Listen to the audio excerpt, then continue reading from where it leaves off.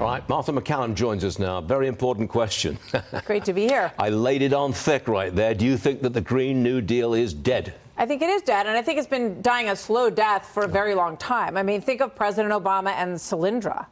Okay, these efforts have been falling under the weight of capitalism and markets, essentially. What do people want? What do they pay for? What are their priorities? So at the same time, you have people leaning towards hybrid cars. People like the combination. They want to be able to use gas in their car, but they also, many people like to have an electric alternative. So it has to be driven by what people desire, what they want, how they live their lives, and what works. We have an environmental protection agency now that is focused on clean air and water.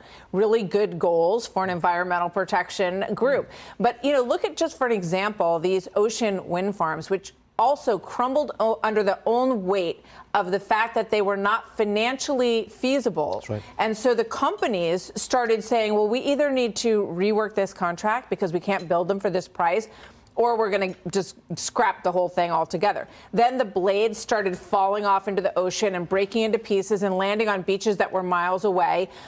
So, a lot of politicians, frankly, signed off on these things because they thought they were politically popular, not because the time and effort went into figuring out whether or not they actually were environmentally sound and whether or not the cost-benefit analysis was fruitful. And so when you do that, it collapses. Yeah, and that's what we're seeing here. So it's collapsing under its own weight.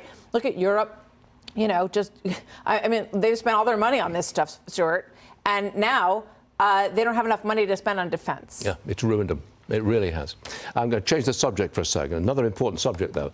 President Trump has ordered the Justice Department to fire all the remaining Biden-era attorneys. He says the Justice Department has been politicized like never before. We must clean house immediately.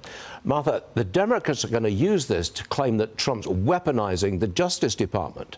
But doesn't every new administration fire the existing attorneys and decide who they want? They do. There's a long history of this, and it's not surprising that President Trump is going this route, particularly given the fact that he was under such onerous pressure of things that completely fell apart. The Russia allegations, all of these investigations against him, ultimately, the courts rejected. There's one or two things that are still in appeal.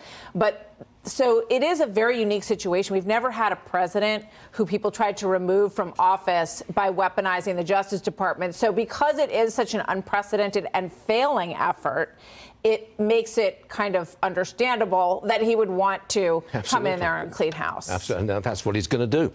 Martha, we will be watching you at 3 o'clock this afternoon on The Story on Fox News. Thanks as always. Always great to see you on a Wednesday. Great to see you, Madison. See you again soon.